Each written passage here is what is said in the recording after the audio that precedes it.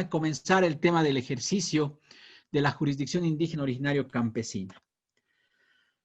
Como ustedes saben, esto tiene que ver mucho con el tema de la autodeterminación o libre determinación que establece, que es un concepto que vemos en el investigador Edgar Mamani Romero, investigador boliviano, que nos dice que el derecho de los pueblos indígenas a decidir libremente la estructura política, jurídica, económica, cultural y social, ¿no?, más idónea para su territorio. Entonces, una primera parte de lo que podríamos determinar como la autodeterminación o libre determinación es esto que remarcamos, ¿no?, decidir libremente, ¿no?, sobre varios elementos, como es el tema político, el tema jurídico, que es lo que vemos hoy, el tema económico, cultural y social, dentro de un territorio que obviamente es el perteneciente a los pueblos indígenas originario campesinos. Mamani nos dice también, es asimismo en el marco de este derecho los pueblos gozan de autonomía y autogobierno en la consolidación de su entidad territorial. Seguramente ustedes han debido pasar algunas capacitaciones sobre el tema autonómico, ¿no? Y eso es algo muy importante para el ejercicio de la libre determinación, el tener autonomía y el contar con un gobierno propio, ¿no? Cuando referimos al autogobierno, ¿no? Un gobierno propio que consolide esta entidad territorial, es decir, este territorio en el cual vamos a desarrollar como pueblos indígenas nuestras actividades, como hemos dicho, de cualquiera de estos tipos, ¿no? Política, jurídica, económica, cultural, social. Todas nuestras actividades están enmarcadas en ese territorio y pues se ve de manera integral todo nuestro ejercicio de autodeterminación o libre determinación. Como decía alguien, el hermano Cristóbal al principio decía, bueno, pues esto ya está en la Declaración de Naciones Unidas sobre Pueblos Indígenas, ¿no?, del 2007. El artículo 3 nos habla de esa libre determinación en los mismos lineamientos que esta Edgar Mamani Romero, ¿no? El artículo 4, la autonomía y autogobierno en sus territorios, en sus asuntos internos, ¿no?, en sus propios asuntos, como pueblo indígena, nos dice el artículo 4. El artículo 18 nos dice también algo muy importante, ¿no? Y dice participar en las decisiones que les afecten a través de sus representantes y propias entidades de decisión. Esto es muy importante, ¿por qué? Porque esto es uno de los elementos también más fuertes de la autodeterminación y o libre determinación, ¿no? Es decir, el poder también participar no solamente en el tema interno, sino también participar en las decisiones que afectan la vida de los pueblos indígenas, ¿no? Nuestra Constitución nos refiere el tema del pluralismo en su artículo primero. Si ustedes recuerdan el artículo primero de la Constitución, cuando nos dice qué es Bolivia, ¿no? ¿Qué es Bolivia? Y Bolivia nos dice el artículo primero, es un Estado, pues, unitario social de derecho plurinacional comunitario, libre, independiente, soberano, democrático, intercultural, descentralizado y con autonomías. Bolivia, dice, se funda en la pluralidad y el pluralismo, ¿no? Entonces nos refiere este artículo 1 a algo realmente fundamental para la vida de un Estado plurinacional como el nuestro, ¿no? Y es ese pluralismo en el ámbito jurídico que se entiende, como nos decía Fitzpatrick ya el año 98, nos decía, y esto es muy importante que lo tomemos en cuenta, hermanos, en esto pido su atención, nos dice, es la coexistencia de sistemas jurídicos diversos dentro de un mismo campo social, ¿no? Entonces, nos está diciendo que la definición de pluralismo que subsisten, coexisten estos sistemas jurídicos, ¿no? Lo cual, dice Fitzgerald, cuestiona la visión etnocéntrica del derecho occidental. Como ustedes saben, durante toda nuestra vida republicana, desde 1825 hasta el año 2009, cuando sale nuestra nueva Constitución, una ha sido la línea que se ha seguido, que no respondía a la realidad del país, ¿no? Evidentemente se decía que se vivía un monoculturalismo en el sentido de que se creía que la cultura occidental, que lo que nos venía de Europa, lo que nos viene de Estados Unidos, lo que nos viene de otras latitudes, pues era mejor que lo que teníamos en nuestros propios territorios, ¿no? Que era lo que realmente eran los avances de la humanidad, se daban en estas latitudes, hermanos, ¿no? Se decía la Revolución Francesa, la Revolución Norteamericana, el constitucionalismo alemán, el constitucionalismo europeo en general, ¿no? Es mejor que todo lo que nosotros, y entonces comenzábamos a copiar todas estas cosas y esto pues se reflejaba en todas las constituciones que hemos tenido en nuestro país, ¿no? Desde 1825, que es una constitución, como ustedes saben, la constitución de 1826 que ha hecho Simón Bolívar, era una copia de la constitución francesa y de la constitución norteamericana. Y en ese sentido hemos seguido manteniendo esa misma línea, con ciertas modificaciones en el año 1938, con otras modificaciones el 94 y otras finalmente el 2004, pero que no respondían necesariamente a lo que era la realidad de nuestro Estado. Y por lo tanto, pues, este concepto de pluralismo jurídico, pues, nos hace ver que no es como se pensaba todo este tiempo, ¿no? Sino que justamente más bien es contrario a esta visión monocéntrica, etnocéntrica, y todo lo que era el positivismo jurídico que se habla en el tema del derecho, es decir, cuando decimos justamente que la ley es lo único que vale, la ley es lo único que tenemos que cumplir, sin pensar que hay otro tipo de fuentes del derecho como es la costumbre, como la jurisprudencia y todos esos elementos que tienen que ver con la jurisdicción indígena originario campesina, ¿no? ¿Por qué? Porque cuando nosotros ejercemos en nuestro territorio, en nuestra comunidad, en nuestra ayllu, en nuestra marca, ¿no? La jurisdicción o el juzgamiento de un hecho o un conflicto, solucionamos un conflicto, pues ese es nuestro derecho, ¿no? Y no está escrito. No está escrito, está en las costumbres, en la cosmovisión, en toda la vida misma de la comunidad. Y por lo tanto, eso ha roto completamente esta línea que traía nuestra normativa y la normativa de la mayoría de los países en nuestro continente, ¿no? Es así que el convenio 669, el año 89, ya comienza a tener una idea sobre esto. Pues veamos el artículo 8 del convenio 169, cuando nos dice que al aplicar la legislación nacional, dice a los pueblos interesados, deberá tomarse debidamente en consideración sus costumbres o su derecho consuetudinario. Entonces, un primer atisbo que nos da, una primera mirada que nos da el artículo 8 es de que cuando en un estado se ejercite el derecho, pues tiene que verse también, dice el artículo 8, el derecho a las costumbres de los pueblos indígenas, ¿no? No puede ser fuera de esto, ¿no?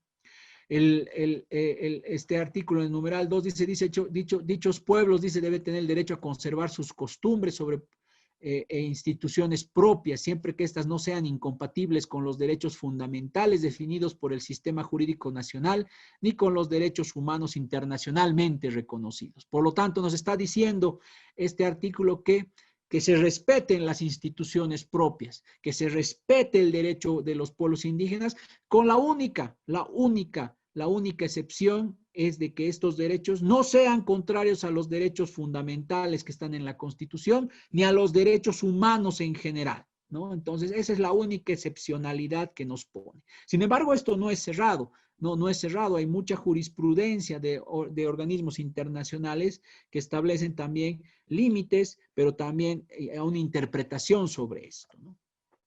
El mismo convenio 169 de la Organización Internacional del Trabajo nos dice en el artículo 9, nos dice, en la medida en que ello sea compatible con el sistema jurídico nacional y con los derechos humanos internacionalmente reconocidos, deberán respetarse, dice, los métodos a los que los pueblos interesados recurren tradicionalmente para la represión de los delitos cometidos por sus miembros. Si bien este es un artículo importante, vemos que este convenio, si bien es de finales de los años 80 del siglo pasado, da un paso importante, pero no llega a lo que es el pluralismo jurídico como tal, ¿no? Aquí está diciendo Aquí nos está diciendo, en la medida que sea compatible, dice, ¿no? Es decir, si es que es igual a la norma occidental, está bien. Eso nos está diciendo este artículo, ¿no? Pero sabemos que esto no es así. Desde el momento en que hemos aceptado un pluralismo jurídico, se entiende que ambos sistemas de derecho están al mismo nivel. Entonces, este artículo, si bien es un paso importante, ¿no? No todavía no nos habla de pluralismo o igualdad jerárquica de los sistemas de derecho, ¿no? Entonces, es importante tener en cuenta. Algo que es importante también es que lo que dice este numeral 2 de este mismo artículo, cuando nos dice las autoridades y los tribunales llamados a pronunciarse sobre cuestiones penales deberán tener en cuenta las costumbres de dichos pueblos en la materia. Y esto es algo que sí debe tomarse en cuenta, ¿no? Porque es algo que cuando un miembro de un pueblo indígena es juzgado por la jurisdicción ordinaria, ¿no? Este numeral debe ser tomado en cuenta, ¿no? No puede hacerse un juzgamiento sin observar las propias costumbres del miembro del pueblo indígena en su comunidad, ¿no? Este convenio, bueno, se ha ratificado como ley del Estado el diciembre de 1991, por lo tanto es una ley del Estado plurinacional ahora, de la República anterior, ¿no? Y que debe ser cumplido. Por su parte, tenemos la Declaración de los Derechos de los Pueblos Indígenas de Naciones Unidas, que en su artículo 5 ya nos refuerza la idea anterior y nos dice que conservar y reforzar sus propias instituciones políticas, jurídicas, económicas, sociales, culturales, manteniendo a la vez su derecho a participar plenamente, si lo desean, en la vida política, económica, social y cultural del Estado. Entonces aquí ya da un paso más, hermanos, hermanos, da un paso más el desarrollo del derecho indígena, ¿no? Nos dice, tienen derecho ya a conservar y reforzar estas instituciones, ¿no? Y esto también se convierte entonces, fuera de que es una declaración, también en una obligación del Estado de reforzar esas instituciones. Veíamos también con algunos hermanos de tierras bajas, muchas veces me decían, ¿por qué entonces el Estado no nos ayuda, ¿no? A reforzar el tema de la jurisdicción indígena? ¿Por qué no nos da presupuesto para la jurisdicción indígena? Es una idea muy interesante y una idea que deberíamos impulsar, ¿no? Por su parte, el artículo 34 de la Declaración de Naciones Unidas sobre los Derechos de los Pueblos Indígenas dice que los pueblos indígenas tienen derecho a promover, desarrollar y mantener sus estructuras institucionales, sus propias costumbres, espiritualidad, tradiciones, procedimientos, prácticas, y cuando existan costumbres o sistemas jurídicos de conformidad con las normas internacionales de derechos humanos. ¿No? Esta línea. Primero que, como hemos dicho antes, es un paso realmente importante, ¿no? Muy importante, ya el reconocimiento de estas instituciones propias, ¿no? Y otro paso muy relevante es el hecho de que se respete, además de las instituciones, los procedimientos, las prácticas, las tradiciones, los sentidos espirituales de la administración de justicia en los pueblos indígenas, ¿no? Con la única salvedad, como decía también el convenio 169 que hemos visto, de que no se vulneren las normas del derecho internacional de los derechos humanos. Bien, nuestra constitución política del Estado del año 2009 es única. Yo creo que es una constitución única, hermanos y hermanas, ¿no? Es una constitución que, si bien reconoce muchos derechos, pero fundamentalmente reconoce, primero, la existencia de los pueblos indígenas originarios campesinos. Vean ustedes, cuando vean ustedes el artículo 2 de la Constitución, ¿no? Nos da la idea justamente de ese reconocimiento de los pueblos indígenas originarios campesinos. Y este artículo, el 30, muy importante, que ustedes lo conocen muy bien, que son los derechos de los pueblos indígenas originarios campesinos, esos derechos colectivos, ¿no? Que han sido reconocidos por la Constitución. Y por eso, compañeros y compañeras, esta Constitución es única, porque realmente ha respondido a la realidad del país, a la realidad de nuestra sociedad, a la realidad de nuestros pueblos, ¿no? Y entonces es por eso que la misma Constitución, en su artículo 30, numeral 14, establece que es un derecho el ejercicio del sistema político y jurídico económico acorde a su cosmovisión, ¿no? A la cosmovisión de los pueblos indígenas. En la misma línea que hemos visto tanto del Convenio 169 como de la Declaración Universal de los Pueblos, de la Declaración de los Pueblos Indígenas de Naciones Unidas, ¿no? Reconoce como un derecho el ejercicio del sistema jurídico. Por lo tanto, ¿no? Es un derecho que tiene el pueblo indígena, la nación indígena, ¿no? De mostrar justicia. Las autoridades naturales de estos pueblos indígenas tienen el derecho de solucionar los conflictos. Eso nos está diciendo la Constitución. Por lo tanto, cuando alguien observe esto, una autoridad, puede ser un fiscal, un juez u otras autoridades administrativas, el ejercicio de la jurisdicción, pues siempre hay que poner en alto de que es un derecho de las autoridades naturales.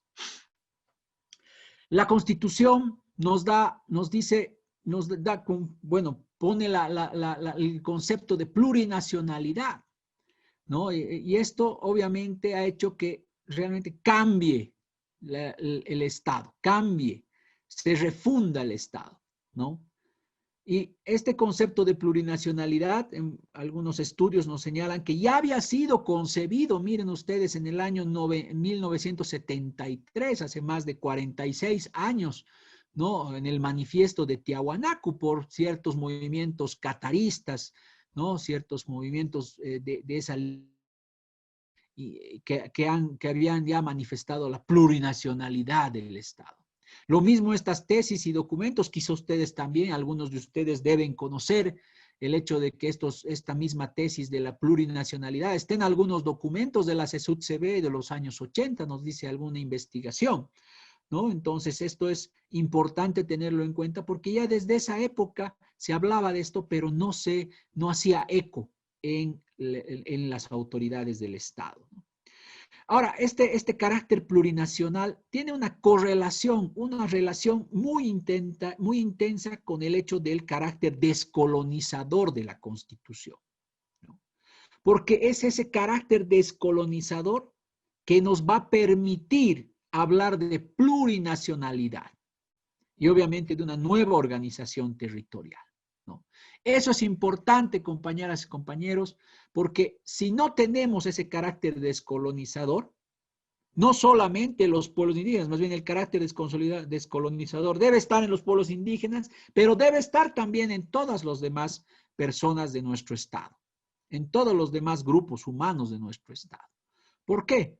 Porque si no pensamos, si seguimos pensando, como decía el concepto que les había mostrado anteriormente, ¿no? De que lo que viene de afuera, el derecho que viene de afuera, la ley que viene de afuera, las líneas doctrinales que vienen de afuera, ¿no? Son mejores que lo que tenemos, pues nunca vamos a avanzar en ese criterio de plurinacionalidad.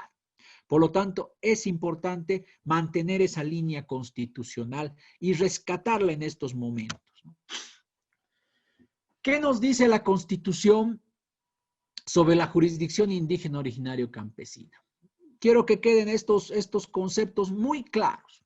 Primero, nos señala, como decía el hermano, los artículos 178, 179 de la Constitución, nos dicen que la función judicial es única, ¿no? La función judicial es única. Hay un solo poder judicial en nuestro país, ¿no? Hay un solo poder judicial. Y la jurisdicción indígena originario campesina es parte de ese poder, de ese órgano judicial, ¿no? Es parte, ¿no? Es parte de ese poder judicial, ¿no? Por ejemplo, el artículo 179, ¿qué dice? Dice justamente eso, dice la función judicial es única. La jurisdicción ordinaria se ejerce por el Tribunal Supremo de Justicia, los tribunales departamentales, los tribunales de sentencia y los jueces. La jurisdicción agroambiental por el Tribunal y jueces agroambientales. La jurisdicción indígena originario campesina se ejerce por sus propias autoridades. Existirán jurisdicciones especializadas reguladas por ley. Vean ustedes, entonces ahí está claramente determinado que la función, el órgano judicial es uno solo, pero la jurisdicción indígena es parte de ese órgano judicial. Por lo tanto, un juez que está sentado en su despacho en La Paz, en el Alto o en otro departamento de nuestro país, tiene la misma condición que una autoridad natural de la jurisdicción indígena originario campesina. Tiene las mismas prerrogativas, tiene las mismas obligaciones, tiene los mismos deberes, ¿no? Entonces, eso es muy, muy, muy relevante, ¿no? Y es ahí donde surge esto, justamente el segundo cuadradito. La jurisdicción ordinaria y la jurisdicción indígena, nos dice originaria y campesina, gozarán de igual jerarquía. Eso es algo que a muchos abogados no les ha gustado, hermanas y hermanos. A muchos jueces no les gusta esto. A muchos fiscales no les gusta esto. Pero la Constitución señala claramente en ese mismo artículo 179. La jurisdicción ordinaria y la jurisdicción indígena originaria y campesina gozarán de igual jerarquía. Nuevamente les digo, ¿no? Es un principio muy, muy, muy importante y al cual tenemos que seguir peleando, con el cual tenemos que seguir luchando, que se cumpla este principio. Los ámbitos de vigencia, nos dice también la Constitución ya en el artículo 190 y siguientes, cuando habla de la jurisdicción indígena originaria y campesina, específicamente nos dice que los ámbitos de vigencia personal, material y territorial. Esos son los ámbitos que tiene la jurisdicción indígena originaria y campesina. Un ámbito de vigencia personal, cuando referimos que los miembros de los pueblos indígenas son quienes están atados a esta jurisdicción. Pero hay jurisprudencia que nos dice que no solamente son los miembros de los pueblos indígenas, también pueden ser otras personas que afecten los derechos de los pueblos indígenas dentro de su territorio. Ya vamos a ver con un ejemplo específico. La vigencia material, ¿no? La vigencia material también nos refiere, y esto vamos a avanzar mucho más profundamente pronto, ¿no? A continuación, ¿no? Entonces, todo lo que sí puede entrar en la administración de justicia de los pueblos indígenas. Y la vigencia territorial es ese ejercicio de la jurisdicción en un ámbito territorial, ¿no? Entonces, están establecidas estos límites en la Constitución. Algo también muy importante, muy relevante, es que dice la Constitución, toda autoridad pública, miren ustedes, toda autoridad pública, ¿no? Toda, no quiere decir algunas nomás, no quiere decir solo las del órgano judicial, no, dice toda autoridad pública, es decir, puede ser del órgano judicial, del órgano legislativo, del órgano ejecutivo, de todos los otros órganos del Estado, nos dice que tienen la obligación de cumplir, de acatar las decisiones de la jurisdicción indígena originaria campesina. A partir de esto, hermanas y hermanos, no debería haber esas decisiones de jueces que no quieren reconocer las sentencias o las determinaciones de los pueblos indígenas. Esos fiscales que, a pesar de que se ha resuelto un conflicto en una comunidad, en una marca, en una AILU, no quieren reconocer aquello. Aquí nos señala que esto es una obligación de estas autoridades. Finalmente nos dice la Constitución que va a haber mecanismos de coordinación y de cooperación, los cuales estarán determinados en una ley de deslinde jurisdiccional. Ahí vamos a ir a analizar también esta ley de deslinde, que es lo que nos hablaba el hermano Cristóbal a un principio de su intervención. Voy a una sentencia constitucional. ¿Por qué es importante ver las sentencias constitucionales, hermanos y hermanas?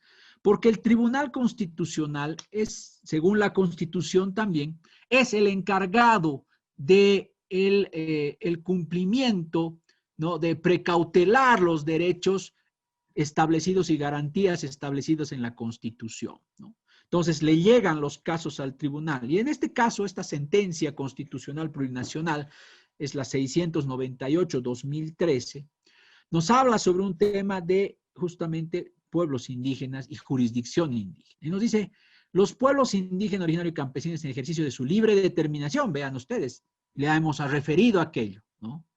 Tienen derecho a resolver sus conflictos internos de acuerdo con sus normas, procedimientos e instituciones, lo que en el marco del Estado plurinacional son reconocidos con igual valor jurídico. Entonces, esta sentencia les está dando mayor preponderancia a ese ejercicio de la jurisdicción indígena.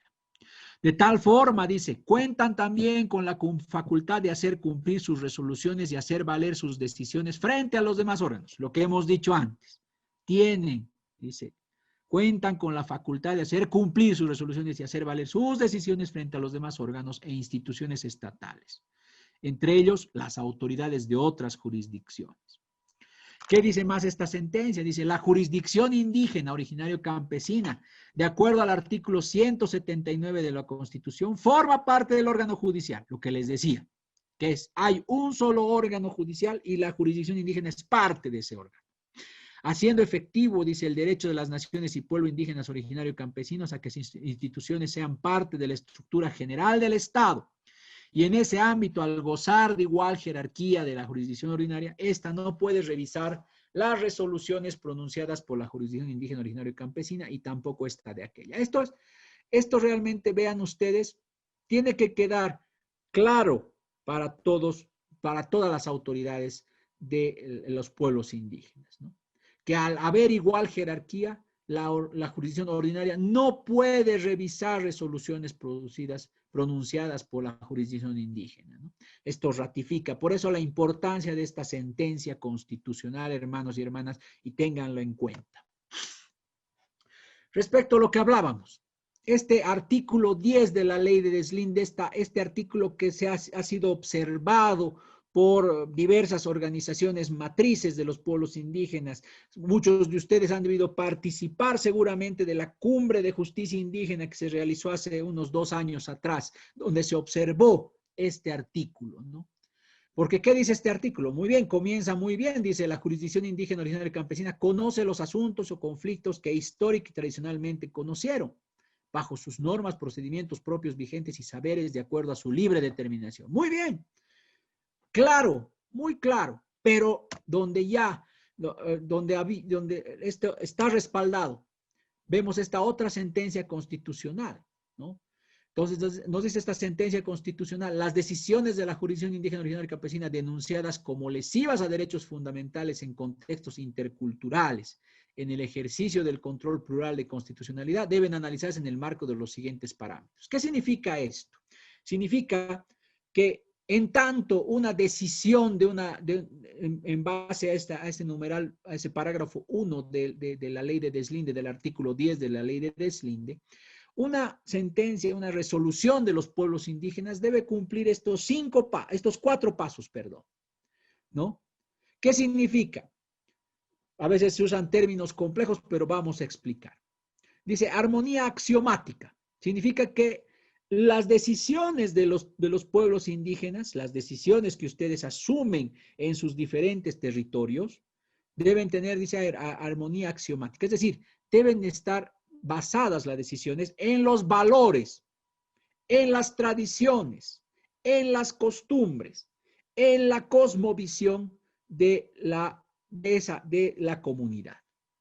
Y ahí refuerza el B, dice decisión acorde a la cosmovisión propia. Eso quiere decir que no puedo yo, por ejemplo, como pueblo indígena o como autoridad indígena, autoridad natural de mi territorio, pueda yo decir, bueno, no, ahora vamos a hacer una cárcel, por ejemplo. No hay la cárcel, hermanos, hermanas, en nuestros pueblos indígenas. No hay la cárcel. Por lo menos no en el sentido de la cárcel como en la jurisdicción ordinaria, ¿no? En tierras bajas a veces hay el cepo. Deben conocer ustedes, hermanos y hermanas. Hay el cepo, ¿no? Donde sí se detiene a la persona por un tiempo. Eso está aceptado por la jurisdicción como castigo. Pero no hay una cárcel como tal. Si alguien quiere poner una cárcel, ya no es pues la parte de la cosmovisión de nuestros pueblos, ¿no? Hay otra forma, otras formas de solucionar los conflictos, ¿no? Un punto C dice ritualismos armónicos con procedimientos, normas tradicionalmente utilizadas de acuerdo a la cosmovisión propia de cada nación y pueblo indígena, originario, campesino. Debemos mantener estos rituales que es al inicio de una decisión, al inicio de una solución de un conflicto. Ustedes saben mejor cómo se hace este tipo de rituales previos pidiendo a todas nuestras deidades originarias, ¿no? Entonces, es importante tomar en cuenta eso. Y un último punto, proporcionalidad y necesidad estricta. Es decir, se caracteriza la jurisdicción indígena, las decisiones que ustedes toman por buscar la paz, la armonía en la comunidad, la armonía con el territorio, la armonía con la tierra, la armonía con nuestros otros hermanos. Esa es la característica de la jurisdicción, la justicia indígena, ¿no? Entonces, no puede tomarse decisiones que no sean proporcionales con la falta que se ha cometido, ¿no? No puedo poner sanciones que no estén dentro de nuestras costumbres y tradiciones. Entonces, es importante este tema. Dice en el ámbito de vigencia material, y ahí está el parágrafo 2, que es el gran problema que tenemos. Dice, no alcanza las siguientes materias. Muy bien, dice, en materia penal, la jurisdicción indígena originario campesina no puede ver en materia penal ¿qué? Los derechos contra el derecho internacional, los delitos contra crímenes de lesa humanidad, los delitos contra la seguridad interna y externa del Estado, los delitos de terrorismo, tributarios, aduaneros, corrupción o cualquier delito cuya víctima sea el Estado, trata y tráfico de personas, tráfico de armas y delitos de narcotráfico. Muy bien. Aquí pongo en rojo esto, ¿no? Los delitos cometidos en contra de la integridad corporal de niñas y adolescentes, los delitos de violación, asesinato u homicidio, ¿no? Que podemos conocer, yo conozco algunos casos donde la autoridad natural de los pueblos indígenas ha resuelto casos como este. Entonces, ahí tenemos este gran problema, ¿no? Donde puede haber resoluciones muy interesantes en temas de homicidio, por ejemplo, ¿no? Homicidio culposo, por decir, porque no había intención de matar. Y ha habido resoluciones, pero no hay que ver una revisión sobre este tema. En materia civil, dice, cualquier proceso en el cual sea parte o tercero interesado el Estado a través de su administración central, descentralizada, desconcentrada, autonómica y lo relacionado al derecho propietario. Aquí tengo una observación, hermanos, hermanas. Tengo una observación. ¿Por qué? Porque la misma Constitución determina la autonomía indígena originario campesina. Por lo tanto, esta autonomía indígena originario campesina, que ahorita, como ustedes deben saber también, hay 4 autonomías plenas en nuestro país, ¿no? Hay 4 autonomías plenas, ¿no? 4 autonomías plenas, la de Charagua y Ambaé en Santa Cruz, ¿no? Del pueblo guaraní, Raja y Pampa en Cochabamba, ¿no? Que es pueblo quechua, Uruchipaya en Oruro, ¿no? Que es Uruchipaya, y la cuarta es de Salinas Garza y Mendoza, ¿no? En Oruro, ¿no? Que es un territorio aymara, ¿no? Habría una contradicción entonces en este numeral B, porque estos son autonomías plenas, ¿no? Son parte del Estado como autonomía indígena. Entonces, si yo tuviera ¿cómo resuelvo entonces dentro de mi autonomía indígena los procesos en materia civil, ¿no? Porque aquí dice en materia civil cuando el Estado, entonces se diría que la autonomía indígena no es parte del Estado, es parte del Estado, no puede no ser parte del Estado. Es una de las autonomías que establece la Constitución. Noten entonces esto, ¿no? Hay una contradicción aquí y que tiene que ser analizada también. Luego nos dice este artículo 10, nos dice que no puede ver la jurisdicción indígena temas de derecho laboral, o sea, temas de trabajo, ¿no? Derechos de seguridad social, derecho tributario, ahí vuelvo otra vez a este tema de las autonomías indígena originario, perdón, de las autonomías indígena originario campesinas, ¿no? Todas tributarios, todo eso va a ver estas autonomías. Y van a irse profundizando estas autonomías, no haya, para que se pueda seguir trabajando en este tema, ¿no? Entonces, es importante esto. Luego nos habla de otras materias, ¿no? Derecho minero, derecho de hidrocarburos, derecho forestal, ¿no? Estas materias también deben ser motivo porque muchos de los pueblos indígenas, hermanas y hermanos, quizá en tierras altas más tema minero, pero en tierras bajas, el tema de hidrocarburos y derecho forestal es un problema para los pueblos indígenas de tierras bajas, ¿no? Más que de pueblos de tierras altas. Evidentemente, el tema minero es un problema. Muchos de ustedes deben conocer el caso de Songo, por ejemplo, que vamos a ver a continuación. El caso de Songo, el caso de una concesión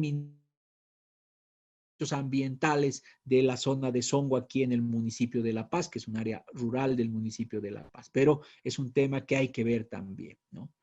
En temas de derecho agrario, derecho internacional público y privado, excepto la distribución de tierras, dicen las comunidades que tengan posesión legal o derecho propietario colectivo sobre las mismas, ¿no? Entonces, ahí tenemos esos temas, ¿no?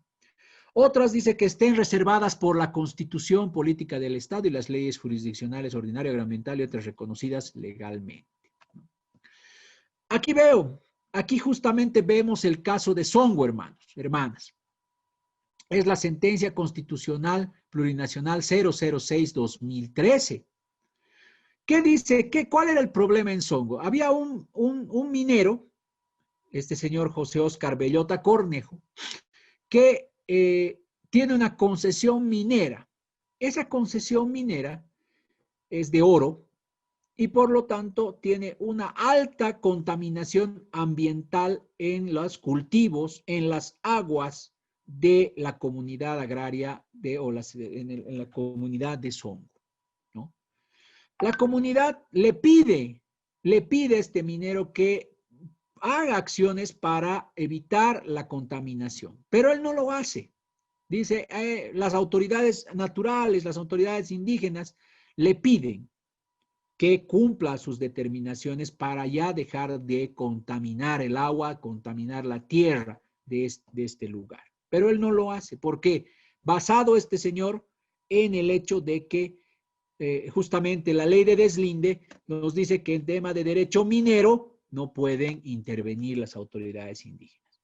En ese sentido, lo que hace la comunidad a través de sus autoridades originarias es determinar la expulsión del señor Bellota y además el cierre de la concesión. Este tema tuvo muchos problemas. ¿Por qué? Porque este señor Bellota les inicia procesos penales a las autoridades indígenas. Incluso muchos de ellos ingresan a la cárcel por este tema, sin respetarse la determinación que habían tomado como autoridades originarias.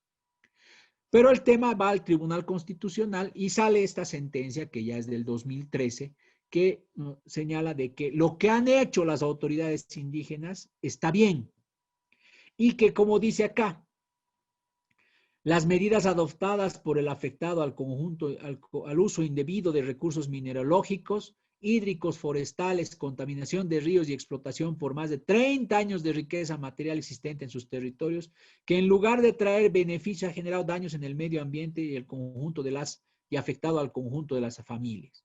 En suma, dice, la decisión de expulsión como medida sancionatoria fue asumida como última medida y sanción máxima por los graves efectos negativos ocasionados por parte de José Óscar Bellota Cornejo en las comunidades de Cagua Grande y Cagua Chico, así como por la ausencia de una actitud de cambio y arrepentimiento por el parte del empresario, quien formuló querella contra varios dirigentes de la comunidad, ¿no? Entonces, nos está diciendo el Tribunal Constitucional que lo que ha hecho las autoridades originarias en esta zona de Songo ha sido correcto. Entonces, ahí está rompiendo el Tribunal Constitucional este tema de que no puedan ver las autoridades temas de minería, por ejemplo, o temas ambientales, como dice la ley de deslinde. Entonces, un tema a poner en debate.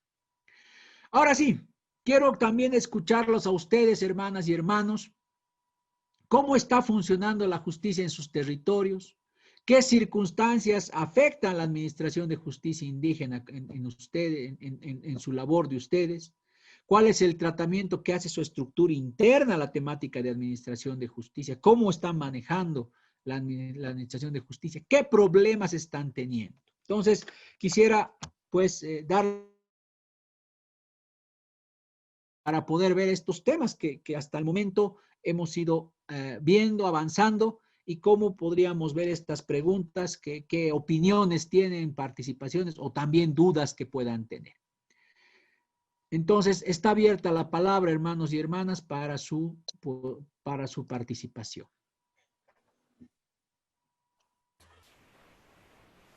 Muchísimas gracias por la explicación, Marco. Y entonces ahora vamos a darles la palabra a los hermanos participantes. Tenemos estos 3 puntos que ha destacado Marco, ¿no? Cómo está funcionando la justicia en su territorio, qué circunstancias afectan la administración de la justicia y cuál es el tratamiento que hace su estructura interna a todo lo que es la temática de administración de justicia. Y muchos hermanos siempre preguntan por interno, pero esta es su oportunidad para que podamos resolver todas estas dudas que se tiene y contar tal vez incluso algunas experiencias que hayan podido vivir en sus comunidades, en sus municipios, ¿no? Entonces, les doy la palabra, hermanos. Quien quiere participar puede habilitar su micrófono o levantar la manito, ya sabe.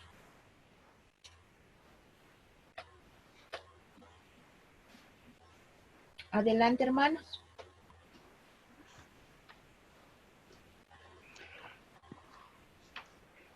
Hermana, buenas noches. Eleuterio Fernández, del Consejo Amáutico Mayor de Justicia Indígena Originaria Campesina del CONAMAC Orgánico.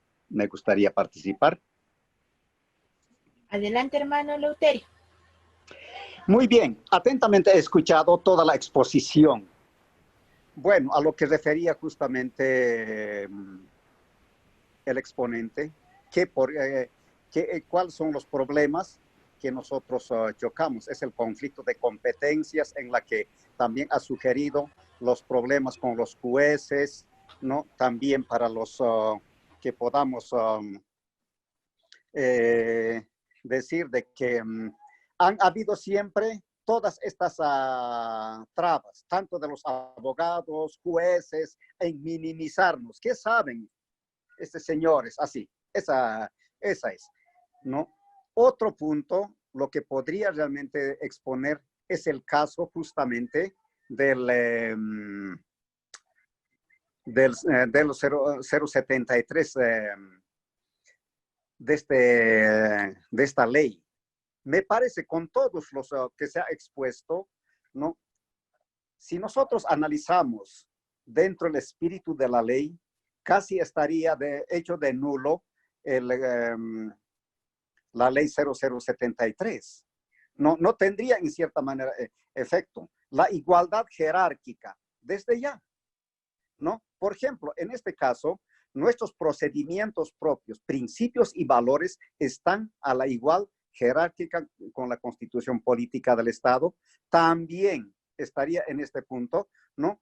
Con el aval de la Organización Internacional del Trabajo, también el de las Naciones Unidas, ¿no? Entonces tenemos suficientemente. Creo que no intervendría y de hecho estaría hecho de nulo propiamente el 0073 de esta ley, ¿no? Y ahora, también refiere justamente en la coordinación y cooperación, aunque realmente nos rebota según la ley. Sin embargo, en caso de que nosotros necesitáramos, ¿no? De que realmente intervenga, ¿no? En mi jurisdicción tengo toda la potestad de arreglar. No es que realmente no sea capaz. Somos capaces, pues, por ahí igualdad jerárquica. Entonces, me parece que realmente es suficiente todo eso para dar, digamos, y ejercer nuestros procedimientos propios y nuestra ley. Lo que nos falta a muchos otros departamentos es justamente ejercer nuestra jurisdicción indígena originaria campesina. Muchas gracias. Gracias, hermano Eleuterio, por su participación. No sé si te parece bien, Marco. hacemos un grupo de preguntas para que puedas responder en conjunto. Perfecto. Sí, El claro, hermano, el hermano Iván Ignacio está pidiendo la palabra. También, Y hermana Iris, José Edmundo. hermano José Edmundo. Hermano José Edmundo, adelante. Después el Yo hermano Iván. también, hermana, yo también. Uy, ya no. Ya, primero los dos hermanos y ahorita les vamos a seguir dando la palabra, no se preocupe. Adelante, hermano José Edmundo. Gracias, hermana Iris. Buenas noches, doctor Mario. Denle una consultita. Evidentemente, todos hablan de la jerarquía de la justicia indígena con la justicia originaria, o sea, de que tiene que haber, digamos, cierta jerarquía. Pero en los hechos, eso no es así. ¿De qué sirve que está constitucionalizado en la constitución política del Estado? Incluso están garantizados nuestros derechos. Por ejemplo, en la justicia ordinaria, bueno, ahí tenemos a los jueces, fiscales, a los policías, los abogados, que se rigen por normas y procedimientos a través de notificaciones, a través de cédulas de notificación. Mientras que en la justicia indígena es diferente. Esa es, diremos, acelerada, es rápida y es sabia. Y es conciliadora, o sea, se les llama a las partes y se les dice esto es lo que está ocurriendo, ¿no? De acuerdo a nuestras normas de usos y costumbres y procedimientos propios. Entonces, como usted hace rato hablaba de las cárceles, en nuestra cultura milenaria no existe cárcel, ¿no? O sea, un ejemplo le pongo. Cuando la parte está dañada, ¿qué se hace? Se escoge para dar comida, ya puede ser a nuestros animalitos o a los chanchitos. Entonces, doctor, ¿qué Eso no podemos había. hacer? Porque evidentemente, como está constitucionalizado en la Constitución Política del Estado, también nosotros no ejercemos esos derechos como indígenas originarios campesinos. Simplemente eso, doctor.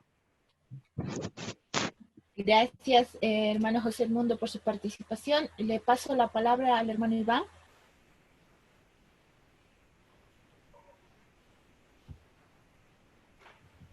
Bien, buenas noches a todos, hermanos, hermanas, y al doctor, ¿no? Panelista también, ¿no?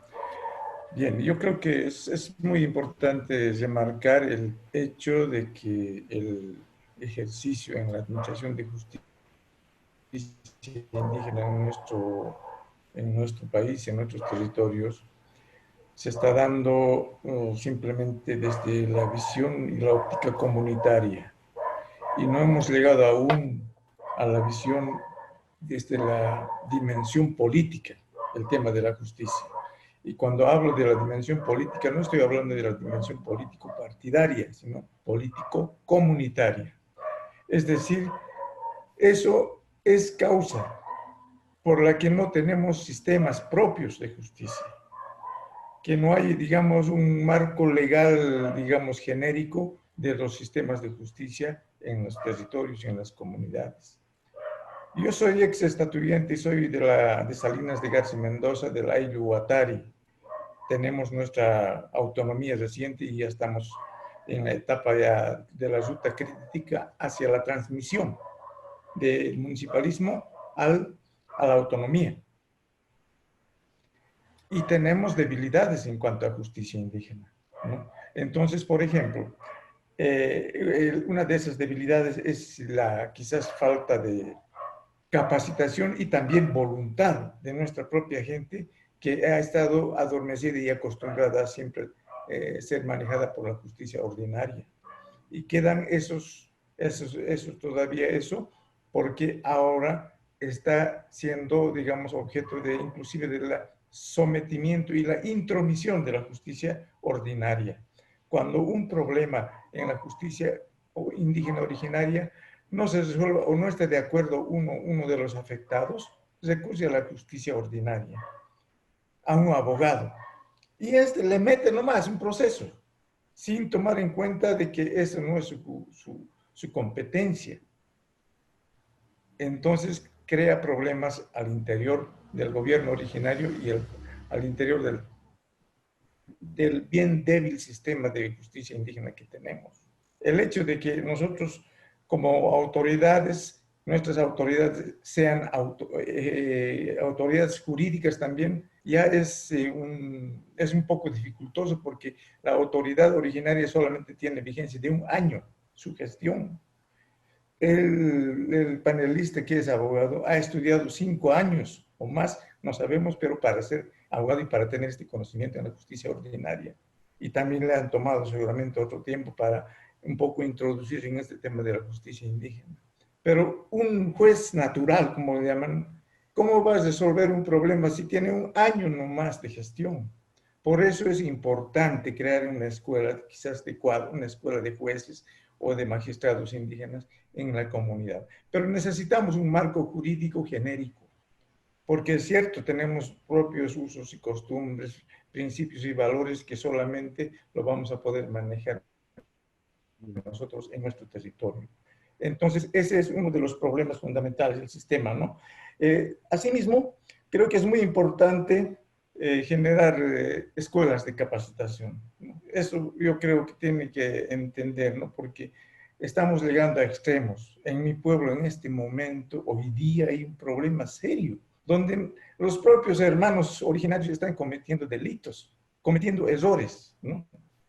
Y necesitamos urgente esto porque estamos entrando en un sistema de autonomías, donde más vamos a necesitar esto, ¿no? Y somos, como dijo, somos 4 autonomías nomás en todo el país y creo que es urgente este tratamiento y ver la aplicación de la administración de justicia en su dimensión político-comunitaria también, no solamente comunitaria, porque ahí nos quedamos y esperamos que las autoridades naturales que solamente tienen 1 año de gestión resuelvan los problemas. Hay problemas serios y tenemos que tener gente en nuestro sistema de justicia, gente con conocimiento. Y en 1 año no va a aprender. Y si aprende, se va a ir después, ya no es juez, ¿no es cierto? Entonces necesitamos tener nuestro propio órgano, quizás de justicia o algo similar, aunque digan, muchos ya me han dicho, eso estás copiando igual de la justicia ordinaria, pero sí necesitamos gente que administre de justicia indígena originaria con experiencia, con capacidad. Para eso necesitamos también un presupuesto. Y dentro del marco de la igualdad jerárquica, necesitamos también que se puedan financiar, digamos, escuelas de jueces y tener, digamos, un mínimo de presupuesto, aunque no sea igual que la justicia ordinaria, porque hemos visto cómo también el dinero lleva a la corrupción. Entonces nosotros necesitamos un mínimo, si quiere, en ese sentido, dentro del marco de la coordinación y cooperación. Esa sería, digamos, mi inquietud. Muchas gracias. Gracias por su participación, hermano Iván. No sé si alguna participación más, alguna duda más para cerrar esta ronda de preguntas. Yo. Adelante, hermano Cristóbal. Hugo. Ya, primero el hermano Cristóbal, luego el hermano Hugo. Adelante, hermano Cristóbal. Gracias, hermano Iris. Yo lo que en sí al hermano Marco preguntaba la preocupación porque estoy en Conamaj en este momento es la presión, ¿no? Lo que uno dice, cómo están en las comunidades. En La Paz, en Oruro, tenemos nuestros consejos de justicia en las comunidades, en los ayllus. Eso se lo está trabajando, ya se lo está trabajando. Lo que en este momento es lo que preocupa a Conamaj, la ley 073. Por eso le preguntaba a la entrada si podemos hacer la derogación o podemos hacer la abrogación. Ya hicieron en Sucre, es decir, han presentado al Tribunal Constitucional, pero han marchado los hermanos de Caracara desde Sucre. Uno de los puntos era la derogación. No sé si, doctor, este punto nos puede ayudar. ¿Cuál sería esta semana? Tenemos esa agenda para presentar, tenemos esa presión, porque la mayor parte, con disculpe, doctor, se agarran pues de la ley 073. Usted mismo el artículo 10 ha mencionado, ¿no? Eso es lo que se agarra. Pero usted ha mencionado la sentencia 698, si nos favorece, si podemos manejar eso, también esa parte yo no tenía ese conocimiento. Dicen, gracias, doctor, este conocimiento que nos ha hecho dar. El otro sentencia 14:22. Parece que es medio, no nos convencía, pero si la primera, si que habla de la sentencia, claro, nos conviene eso, lo que ha explicado, doctor. Esa es la preocupación, doctor. ¿Cuál estaríamos siendo? ¿La abrogación o la derogación? Si en caso estaríamos siendo de la derogación, simplemente estaríamos siendo el artículo 10, o ¿qué artículo más estaríamos si derogando, doctor? Esa era mi pregunta, mi preocupación, doctor Marcos. Gracias, un hayaya, hermano. Allá, hermano. Muchas gracias, hermano Cristóbal. Al hermano Hugo. Y con eso cerramos esta ronda, por favor. Ya. Hermano Hugo. Muchas gracias, doctor. Muy buenas noches. Muy agradecido por su brillante exposición, muy didáctica, muy claro y se entiende perfectamente. Yo soy Hugo Juanes, ex Maicu de la gestión 2019 en la marca Salinas de García Mendoza. Hemos empezado nosotros a aplicar la justicia indígena originaria campesina en nuestro territorio y a rayarle la cancha a la justicia ordinaria. Hemos decidido, aquí se aplica la justicia ordinaria, indígena originaria campesina porque estamos en nuestro territorio. Muy bien, en ese ejercicio hemos venido sufriendo muchas veces la intromisión de la justicia ordinaria.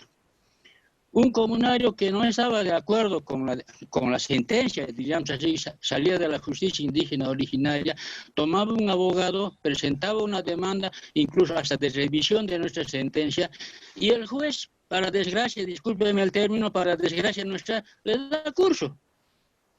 Pero si leemos nosotros el protocolo de actuación intercultural de las juezas y jueces en el marco del pluralismo jurídico, que está elaborado por el Ministerio de Justicia, dice lo contrario. O sea, no aplican los jueces o no conocen este procedimiento y eso es lo que está causando un tremendo problema.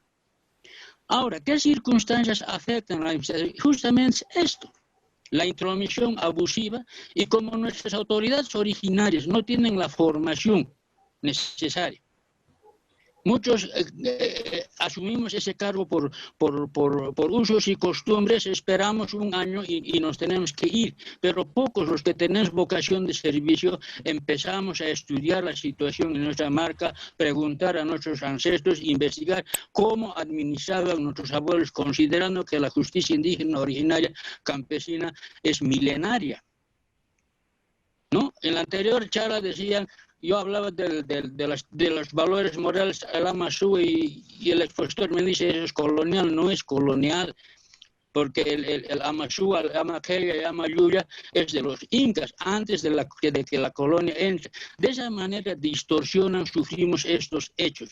Entonces la pregunta concreta es, si hay igualdad jerárquica, ¿por qué los jueces o el Tribunal Constitucional no raya o obliga a que se cumpla con este protocolo de actuación? Porque para conocer un caso ocurrido en la justicia en territorio indígena originario campesino, el juez, para aceptar ese caso, debería de coordinar con la justicia indígena originaria campesina, averiguar si este caso no ha sido atendido ya por la justicia indígena originaria campesina porque ha ocurrido en su territorio.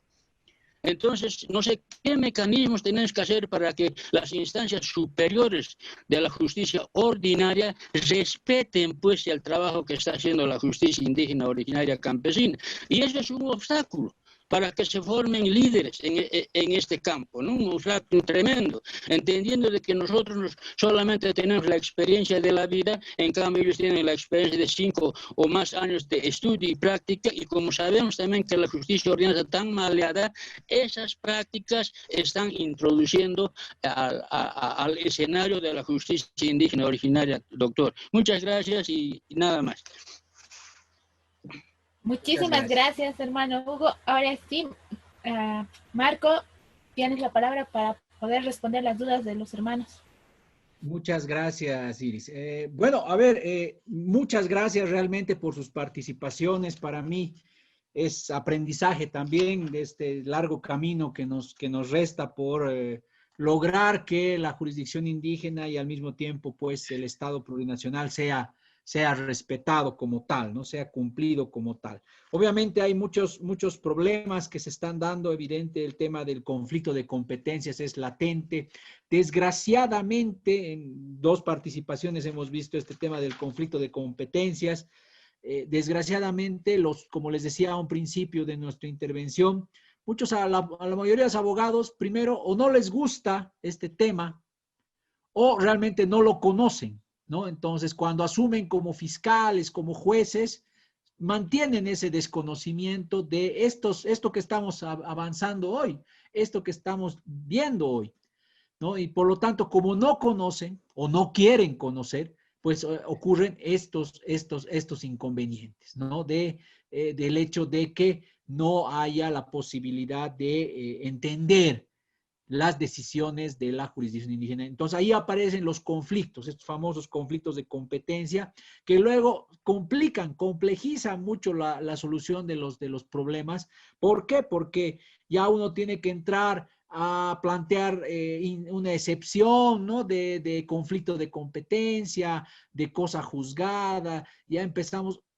¿Qué estamos logrando? De que la jurisdicción indígena tenga que entrar a tratar con subordinarse a la justicia ordinaria. Entonces, otra vez está mal este razonamiento. Como decía un compañero, creo que el hermano Hugo al final decía, ¿qué pasa? ¿Por qué los jueces no quieren aplicar el protocolo? Justamente no quieren aplicarlo. Entonces, es complicado para nosotros, ¿no? Los abogados que vemos estos casos, que vemos estos temas, hacerles entender a los jueces que deben aplicar ese protocolo y que tienen que aceptar las decisiones de la justicia indígena originaria campesina. Entonces, esto tiene que ver mucho con la pregunta que nos hacía el hermano Cristóbal, ¿no? La ley 073, hermanos y hermanas todas, no está bien elaborada. No es una ley, no es solamente el artículo 10, como vamos a ver a continuación cuando veamos ahorita coordinación y cooperación. No solamente es el artículo 10 el problema, como hemos ido viendo, a través de, además, con la aplicación de las sentencias que hemos visto, constitucionales, que les recomiendo, son instrumentos muy importantes para ustedes, que los conozcan, ¿no? Por eso los tienen ahí en la presentación, los van a tener en la presentación, ¿no? Porque son herramientas importantes porque el Tribunal Constitucional a veces se ha equivocado, sí, pero en estos casos ha hecho una muy buena interpretación de lo que dice la Constitución, la igualdad jerárquica, el cumplimiento de las resoluciones de los jueces naturales, ¿no? Entonces, es importante ver y tratar de hacer cumplir esto. La ley 073, a mi criterio, hermanos, tendría que derogarse. ¿Qué significa derogarse? Es dejar sin efecto toda la ley y hacer una nueva ley que realmente pueda responder a estas problemáticas que estamos planteando hoy, a estas problemáticas que las vengo estudiando yo, porque obviamente como abogado tengo que estudiar, como decía el hermano Iván, tengo que meterme estos temas y estudiarlos, porque obviamente ustedes me transmiten mucha información, pero es importante estudiarlos. Y de lo que he venido estudiando, veo que este es un gran problema. Estos problemas que ustedes pasan es porque la ley de deslinde no nos da soluciones a estos problemas. Entonces, la ley 073 sería inservible en todo su extensión. Por lo tanto, a mi criterio, habría que derogar esta ley. Primero, por esto del artículo 10. Y a continuación vamos a ver las otras observaciones, los otros problemas que nos trae esta ley y que más que ayudarnos, nos perjudica en el ejercicio de la jurisdicción, porque hay también estos problemas. La ley de deslinde no observa esto que hemos hablado, que 2 hermanos de Salinas de Garza y Mendoza nos han participado ahora, y ellos ven que están en plena ejecución de su autonomía indígena. La ley de deslinde no la toca esto. ¿Cómo va a ejercerse realmente la justicia en estos territorios? No se han hecho protocolos, no se han hecho normativas que nos permitan mejorar. No quiere decir esto que la ley, el derecho indígena se vuelva norma, ¿no? Se vuelva norma escrita, no, para nada. Pero estos instrumentos deberían darnos esas ayudas, ¿no? Esas ayudas. Entonces, hermano Cristóbal, lo que debería pasar con la ley es que se abrogue. Porque no es solamente derogar algunos artículos, algunas partes, no, es abrogar esta norma y hacer una nueva que realmente responda a todo lo que estamos hablando, a todos estos problemas que ustedes en tierras altas tienen, los mismos temas, los mismos problemas se plantean en tierras bajas también, ¿no? Con sus propias características, pero también ocurre. Entonces, es importante ver esto. A continuación, me gustaría tocar cómo hacer cumplir. Es complicado realmente, ¿no? El hermano Hugo nos decía, ¿qué hacemos? Si a pesar de que hay esta igualdad jerárquica, ¿qué hacemos, no? Igual el hermano José Edmundo nos decía, ¿qué hacemos? ¿Cómo ejercemos, no, nuestra jurisdicción que es rápida, es conciliadora, es sabia, es rehabilitante, ¿no?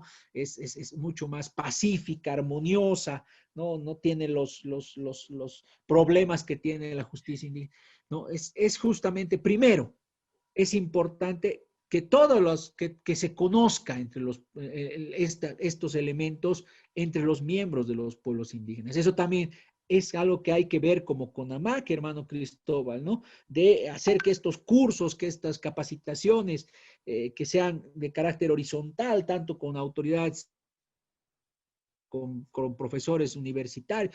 Hay que invitar, hay que hacer estos cursos, más cursos para que todos puedan participar, conocer, ¿no? Llevar hasta los rincones más remotos de nuestro país. Y eso también tiene que ver con el trabajo que debería hacer el Viceministerio de Justicia Indígena.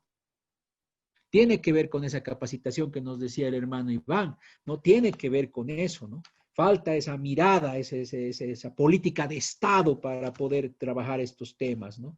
Es evidente, sería interesante crear una escuela de jueces de pueblos indígenas, sería realmente interesante ver que las universidades, por ejemplo, las universidades ya no tomen una materia, no, sino que sea algo que profundice en las universidades, las facultades de derecho, para que los abogados como yo, como muchos abogados, conozcan, sepan de lo que se está hablando, sepan que esto es de esta forma y aunque sean después jueces, abogados, sean fiscales, ¿no? O otro tipo de autoridades, conozcan esta realidad. Eso es importante también tomarlo en cuenta. Entonces, hay que ver.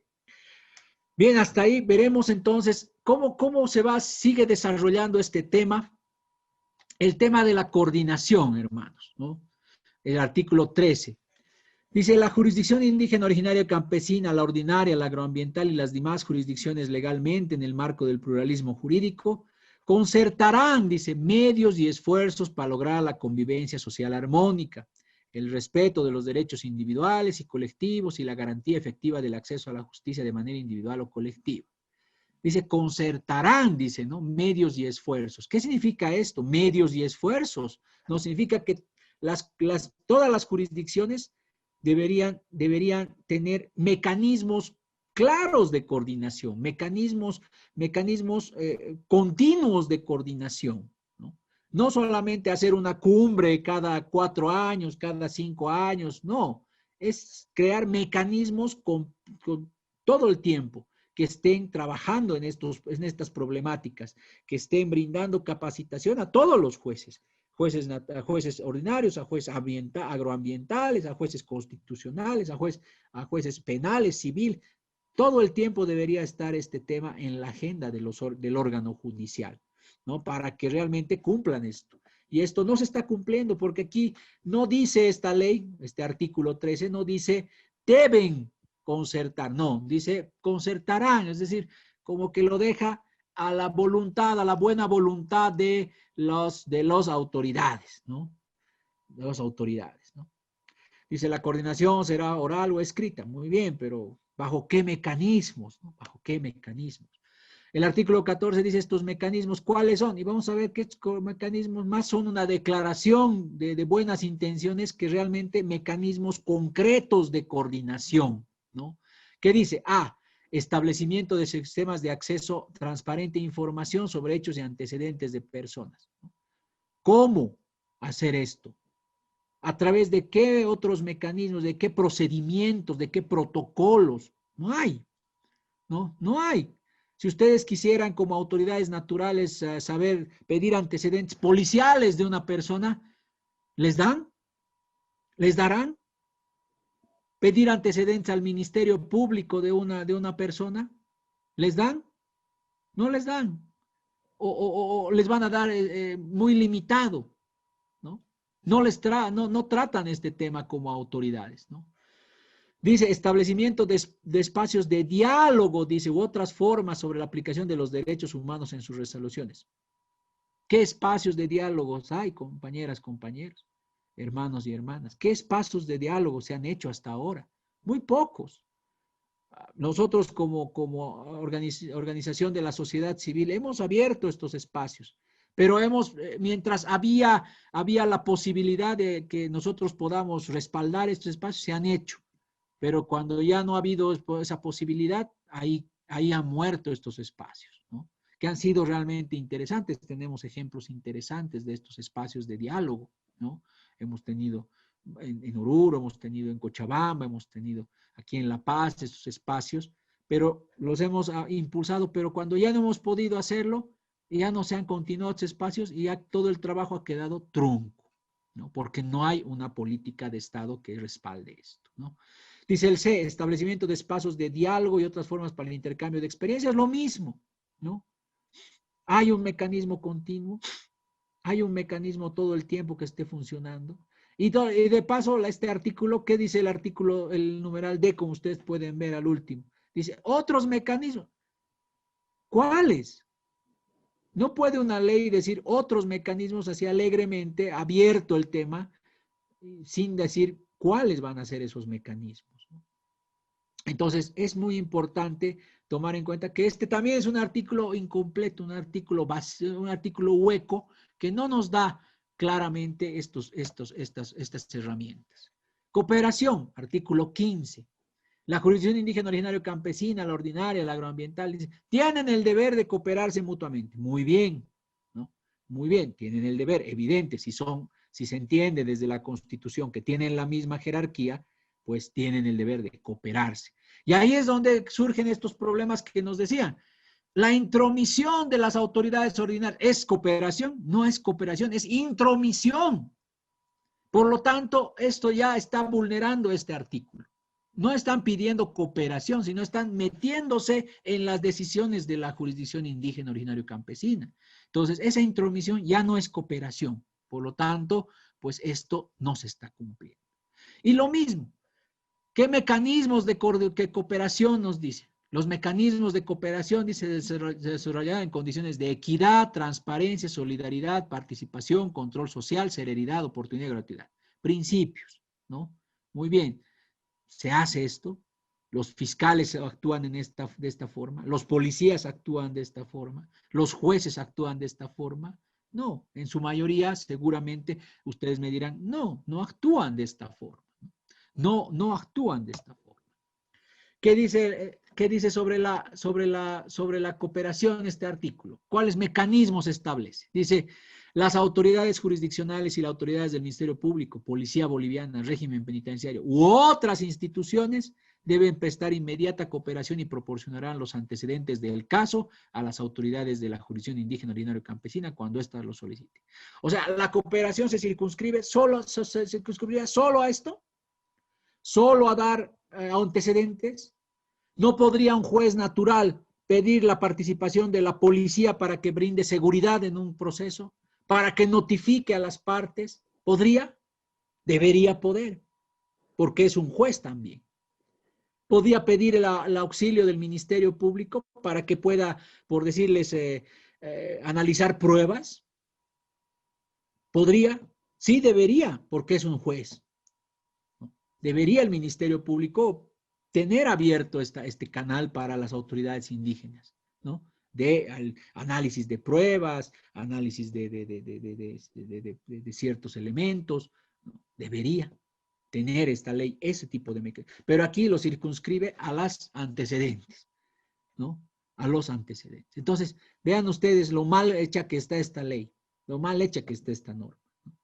Las autoridades, dice, de la jurisdicción indígena originaria campesina, prestarán cooperación a las autoridades de la jurisdicción ordinaria, a la ambiental y a las otras jurisdicciones.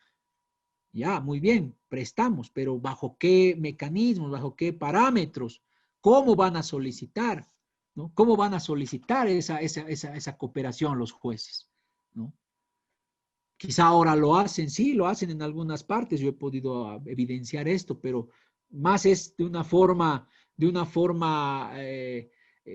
muy no oficial, sino más por relacionamiento entre autoridades, entre las autoridades naturales y las de la jurisdicción ordinaria, ¿no? No es algo que esté establecido en un protocolo, por ejemplo, ¿no? Si bien hay un protocolo, como decía el hermano, hay un protocolo que ha hecho el Ministerio de Justicia con el órgano judicial, este no se aplica.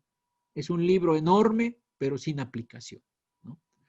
Dice, la remisión de información y antecedentes de asuntos en conflicto entre las jurisdicciones indígenas y las demás jurisdicciones.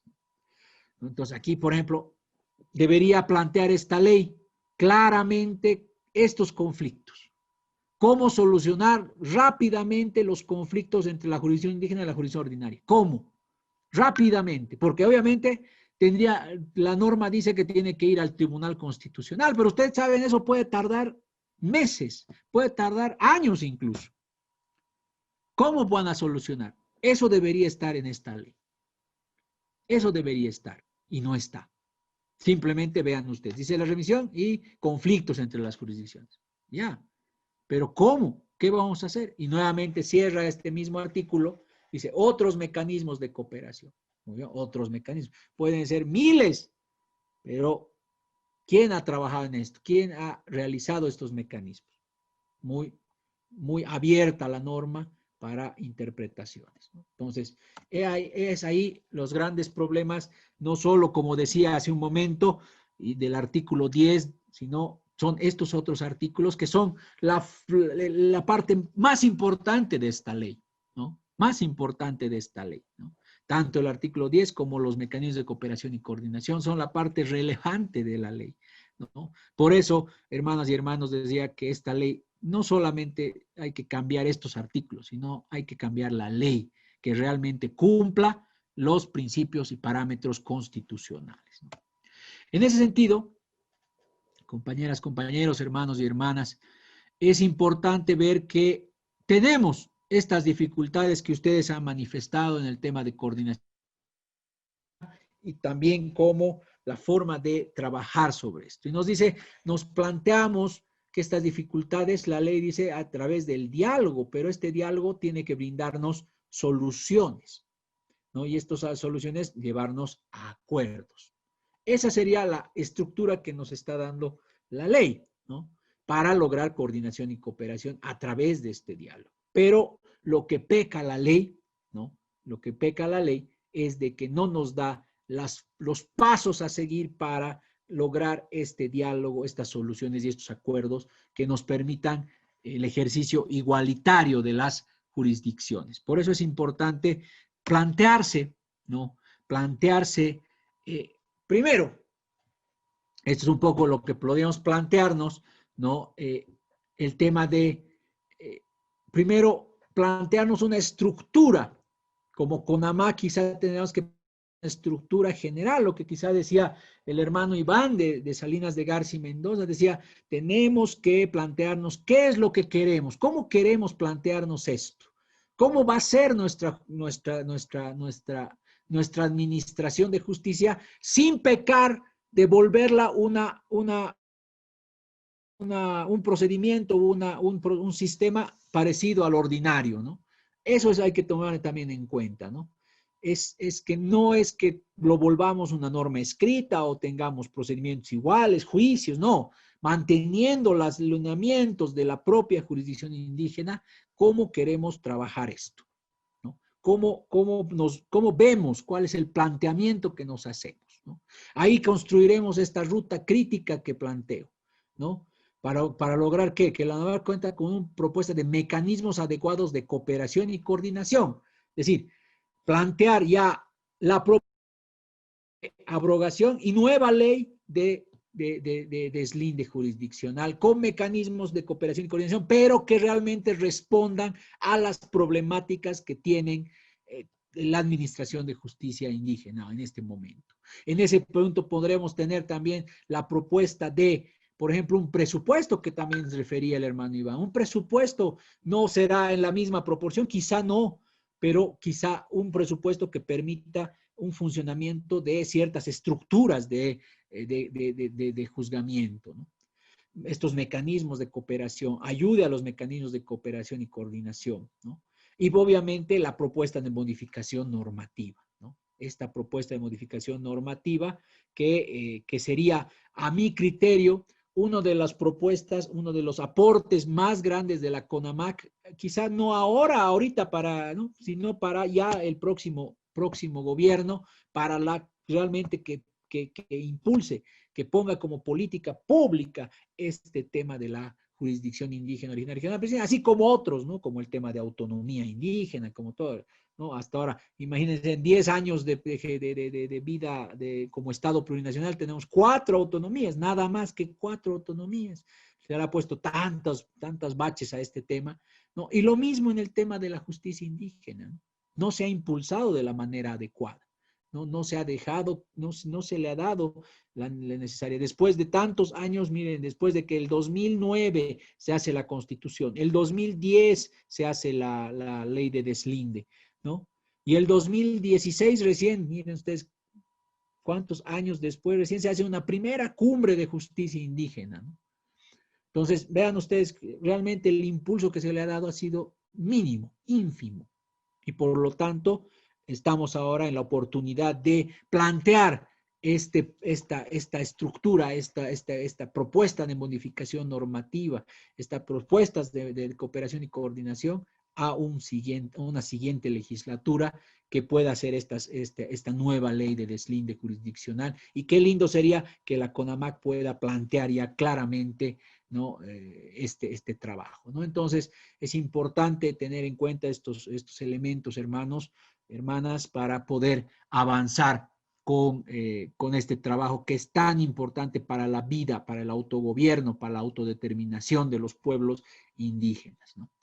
Obviamente aquí les dejo mis datos, hermanos y hermanas, para que cualquier consulta, cualquier cosa sin ningún problema, Fundación Construir está siempre abierta a poder trabajar estos temas, ¿no? Sin ningún compromiso, sin ningún problema. Estamos siempre con las puertas abiertas para poder trabajar en esta línea, ¿no? No solamente este tema, sino autonomía indígena también, u otras problemáticas que se vayan planteando. Hermanos, con eso les agradezco mucho su atención y estaremos obviamente abiertos a nuevamente una fase de comentarios, preguntas y intervenciones que ustedes quieran, ya con estos puntos que he podido señalarles. Inés, muchas gracias y abrimos otra vez la palabra para todos los hermanos que quieran hacer uso de la misma. Gracias, Marco. Efectivamente, es importante tocar estos temas para la autodeterminación y el autogobierno de los pueblos indígenas. Hay algunos hermanos que ya están pidiendo la palabra, así que voy a pasar directamente.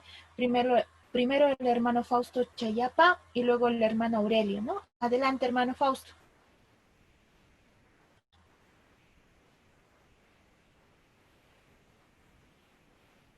Hermano Fausto. Gracias, buenas noches sí. Y a todos los que estamos en este curso de Cochabamba. Sí, ahora está bien. Claro que no es igual, ¿no? La justicia de las comunidades, no diré indígena más representa a las ONGs y demás, ¿no? Entonces, en los valles de Cochabamba prácticamente casi no existe, ¿no? Muy poco, quizás en la administración del agua, en la distribución del agua. Pero después es más justicia ordinaria. Ahora, en las alturas sí, es diferente, ¿no? En las alturas sí existe, pero yo creo que hay contradicciones. Por ejemplo, en una comunidad había violación. Entonces resuelve la autoridad de la comunidad y dice, bueno, entonces que pague 1 o 2 cargas de papa. Listo. Pero 073 indica claramente que la justicia de la comunidad no puede atender este caso. Entonces la mamá ha ido a la justicia ordinaria, como dice nomás la ley, ¿no es cierto? Entonces no es igual del área de la zona andina al área intermedia y al área de valles, ¿no ve? Incluso, ¿no? Estoy viendo, el Viceministerio de Justicia Indígena Originario Campesino ha dado clases a las señoras, a las mujeres del área rural, ¿no? En la administración para que puedan hacer normas, dice, para que puedan escribir normas y procedimientos sobre la administración de justicia indígena originaria campesina. Creo que ahí se equivoca también, ¿no es cierto?, el viceministerio, porque la justicia en el área rural no es pues escrita, ¿no es cierto? Es más, hasta la educación es verbal, ¿no? Entonces, yo creo que no se puede medir con la misma vara a todas, ¿no ve? Entonces tenemos que diferenciar. Entonces, aquí, por ejemplo, en Cochabamba, hay 3 federaciones únicas. A nivel nacional, CONAMAC, el CONAMAC orgánico se ha dividido en 5 partes. ¿Qué CONAMAC? Y hay otra CONAMAC y CONAMAS, ¿no ve? Los masistas. Y CONAMAC orgánico se ha dividido, lamentablemente, por intereses, por apetitos personales. No voy a decir los nombres, aunque puedo decir, pero mejor no diré. Simplemente eso entonces no es igual y la justicia del área rural no es escrita, sino es más bien verbal. Eso nomás, muchas gracias. Gracias. Hermano, se le ha cortado un poco el internet, pero vamos a pasar al hermano Aurelio, ¿no? Hermano Aurelio, adelante con su pregunta.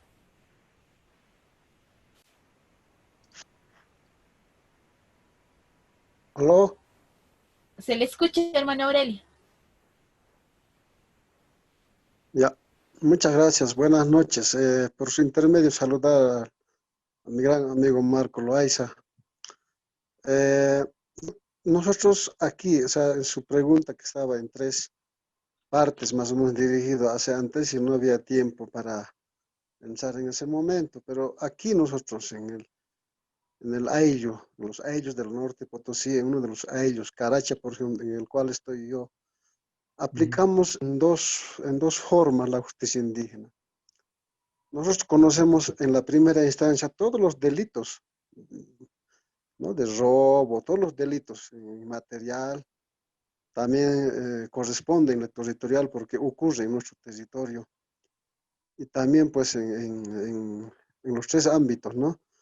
Pero también nosotros en casos graves, por ejemplo, violación, hacemos pasar con una nota al fiscal, pero ya vía coordinación.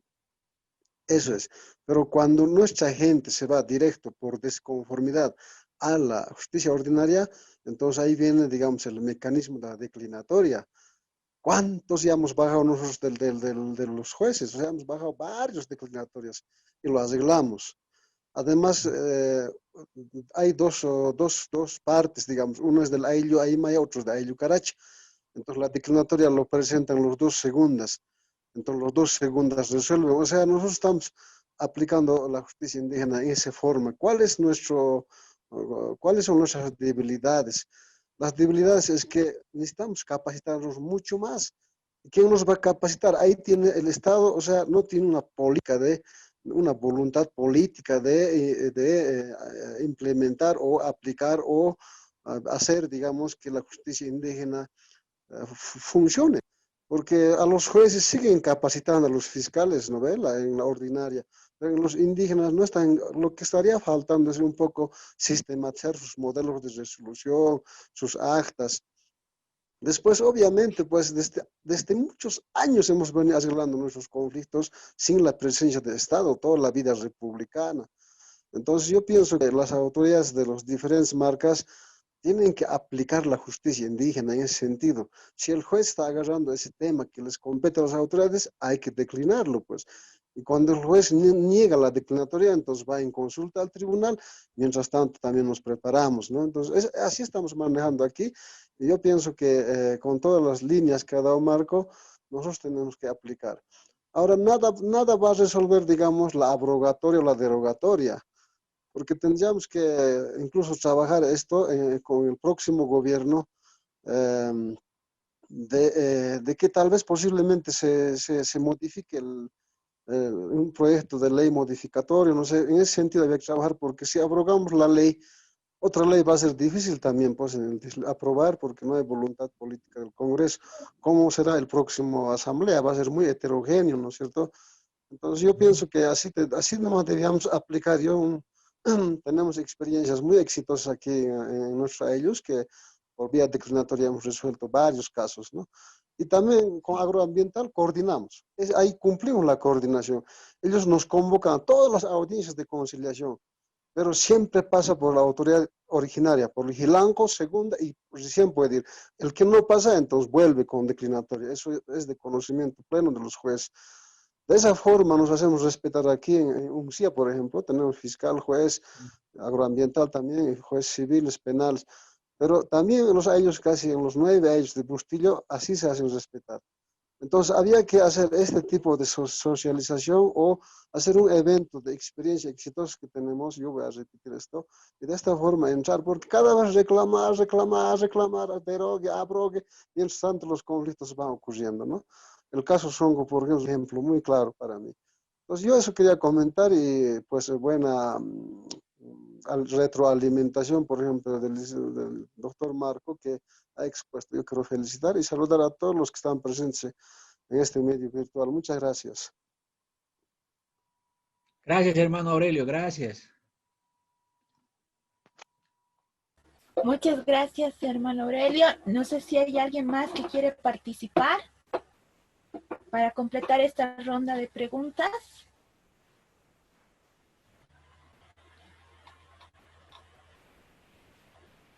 Creo que eso es todo, Marco. Entonces, podríamos responderles a los hermanos para ya ir concluyendo toda esta charla que hemos tenido esta noche.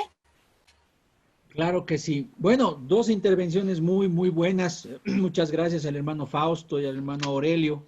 Hermano Aurelio, un saludo cariñoso a todos los hermanos del norte de Potosí. Bueno, es cierto, ¿no? Que hay muchos lugares donde ya no se está aplicando el sistema de justicia indígena, ¿no? Es decir, las normas tradicionales, como decía el hermano Fausto, en algunos temas, por ejemplo, en el tema del agua, evidentemente, pero hay todavía, ¿no? Y quizá lo importante en estos temas, si bien la comunidad ya puede ser, más bien ir a rescatar el tema de la forma tradicional de resolución de conflictos, ¿no? Creo que es importante también ir rescatando estos temas para no olvidarlos, porque cada vez que esto ocurre, también vamos dejando de lado las bases fundamentales del Estado plurinacional, y por lo tanto corremos el riesgo de que en algún momento puedan decir, como ya se ha dicho, ¿no? Ya se está hablando, digamos, en los círculos políticos, hay que volver a la república, dice, ¿no?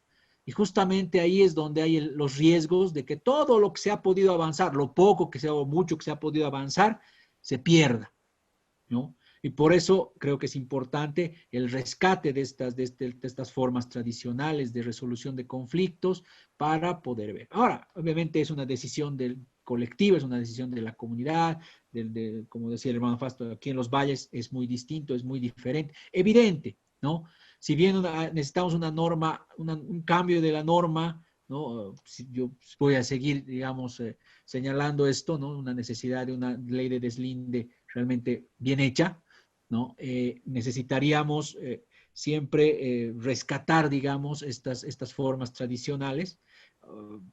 Es una decisión, como les digo, colectiva, ¿no? Nos decían de la colectividad, de la comunidad, pero es importante tratar de mantenerlas, ¿no? Entonces, eso sí es importante. Lo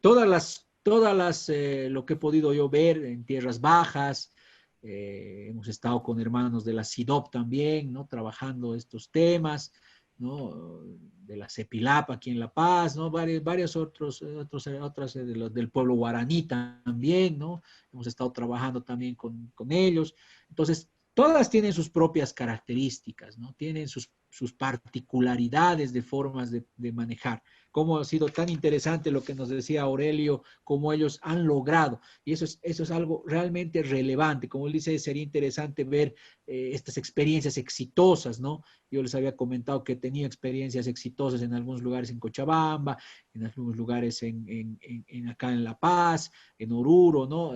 Que ha habido experiencias exitosas de esta coordinación y cooperación. Y él nos dice, evidentemente aquí logramos cooperar, haber coordinación, cooperación, pero tiene que ver también, el hermano, como dice, es también por la fuerza que tiene la comunidad, ¿no? La colectividad, y eso es también algo que hay que tomar en cuenta, ¿no? Si la comunidad es fuerte, obviamente va a tratar de mantener esa presencia ante las autoridades ordinarias, ¿no? Pero si la comunidad es débil, obviamente va a haber esta intromisión que hemos hablado tanto en esta noche, ¿no? Entonces es importante que la comunidad también sepa, ¿no?